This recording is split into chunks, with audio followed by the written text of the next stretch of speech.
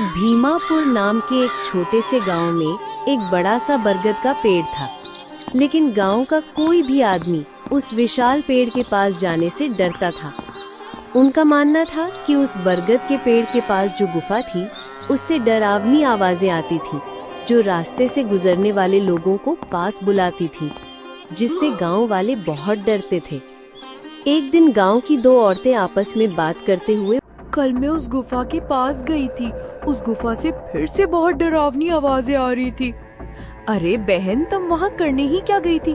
क्या तुम्हें पता नहीं, बरगद के पास वाली गुफा में कुछ तो रहता है।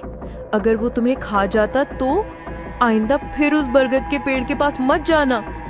तभी वो वहाँ से बात करते हुए अपने अपने घर चली जाती है। अगले दिन सुबह गांव का एक लड़का रामू धीरे धीरे अपनी माँ के पास आता है। माँ, पता नहीं क्यों, लेकिन उस गुफा की ओर मेरा मन बार बार खिंचता है। गांव के लोग कहते हैं कि वहाँ कुछ डरावना है, लेकिन कोई भी आज तक सच सामने नहीं लाया। मैं जानना चाहता हूँ कि आखिर उस गुफा में ऐसा क्या है जो सबको डराता है। रामू, ऐसी बातें अपने मन से निकाल दे।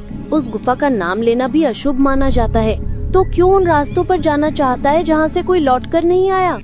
माँ, मैं डर को समझना चाहता हूँ। अगर हम डर से भागते रहेंगे तो कभी सच्चाई सामने नहीं आएगी। लोग बस कहानियाँ बनाते हैं, लेकिन किसी ने भी आज तक उसकी सच्चाई नहीं देखी। बेटा, गांव के बुजुर्ग कहते हैं, जो भी उस गुफा के पास गया वो फिर कभी लौटकर नहीं आया। न उसकी कोई आवाज, न उसकी कोई परछाई, सिर्फ रह जाती है सन्नाटा और यादें। मैं तुझसे भीख मांगती हूँ, वहाँ मत जा, तू ही मेरा सब कुछ है। माँ, मैं समझता हूँ कि तुझे डर लग रहा है, लेकिन मुझे लगता है कि अब समय आ गया है इस रहस्य से पर्दा उठाने का। क्या तुझे मुझ पे भरोसा नहीं? भरोसा है बेटा, लेकिन इस बार डर भरोसे से बड़ा है। मेरा दिल कहता है कि कुछ बुरा होने वाला है। माँ, तूने तो हमेशा सिखाया है कि डर से लड़ो, भागो मत।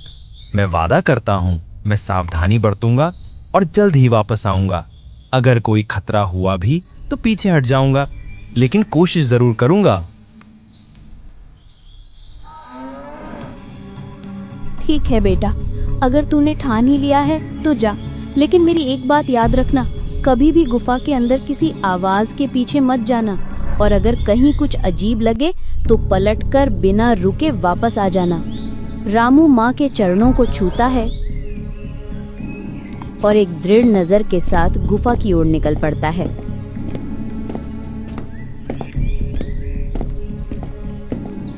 उसके बाद शाम हो गई। रामू और उसकी माँ सोने चले गए।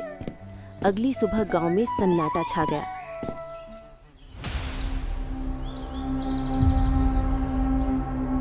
रामू के घर के बाहर उसकी लाश रखी हुई थी और सभी रो रहे थे। तभी एक लड़की बोलती है, चाची, रामू को क्या हुआ? पता नहीं बेटी, रामू कहकर गिरा था कि वो किसी रहस्य से पर्दा उठाने वाला है। उसकी बहादुरी ने उसे मौत के द्वार पहुंचा दिया।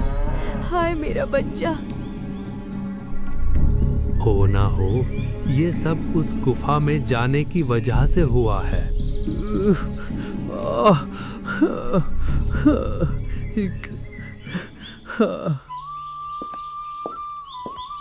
उसी गांव में एक चतुर बूढ़ा रहता था, जिसका नाम बालक राम था।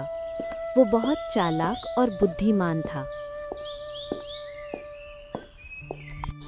अगली सुबह बालक राम सोचता है, अब बहुत हो गया, अब मैं ही इस रहस्य से पर्दा उठाऊंगा। तभी उसका बेटा कहता है, पिताजी, मुझे रामू भैया की मृत्यु के बाद से बहुत डर लग रहा है। बालक राम जवाब देता है, बेटा, तुम डरो मत, मैं अवश्य ही इस रहस्य को सुलझाऊंगा और कल सुबह उस बरगद के पेड़ के पास वाली गुफा में जाऊंगा। अगली सुबह बालक राम एक पोटली उठाकर उस बरगद के पेड़ की ओर चल पड़ता है। उसका बेटा अपने पिताजी को जाते हुए देख रहा होता है।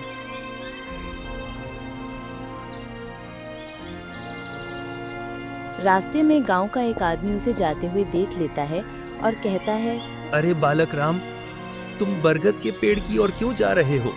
तुम्हें तो पता है ना कि रामू के साथ वहाँ क्या हुआ था? मैं बरगद के पेड़ के पास नहीं, बल्कि गुफा में जा रहा हूँ। मुझे उस रहस्य से पर्दा उठाना है कि आखिर वहाँ क्या है। जाओ जाओ, तुम्हारे साथ भी वही होगा जो रामू के साथ हुआ। वो भी तुम्हारी तरह बहुत बहादुर बनता था। ऐसा कहकर वो व्यक्ति वहां से चला जाता है।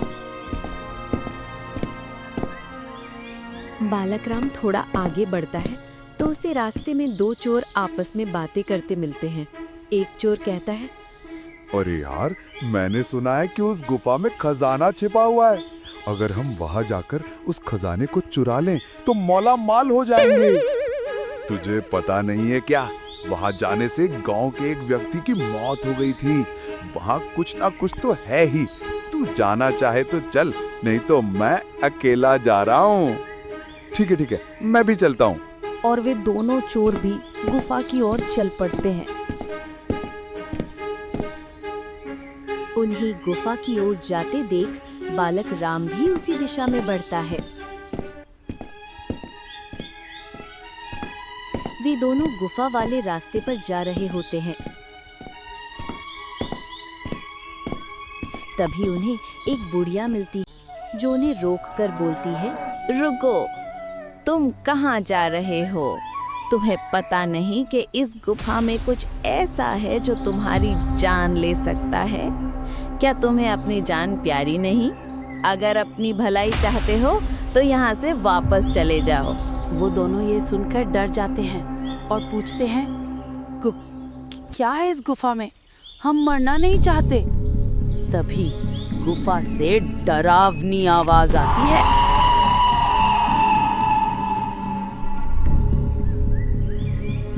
एक चोर कहता है, अरे भाई भागो यहाँ से, इस गुफा में पता नहीं क्या है, हम नहीं मरना चाहते। और दोनों वहाँ से भाग जाते हैं। भागो यहाँ से, मैंने तो पहले ही कहा था यहाँ दोबारा मत आना, ये गुफा तुम्हें जिंदा निगल जाएगी। ये सब बालक राम देख रहा होता है। इसके बाद वो बुढ़िया वहां से चली जाती है। बालक राम सोचता है, जरूर कुछ ना कुछ तो है इस गुफा में, और वो ये सोचकर गुफा की ओर बढ़ता है। वो चलते चलते गुफा के पास पहुंच जाता है।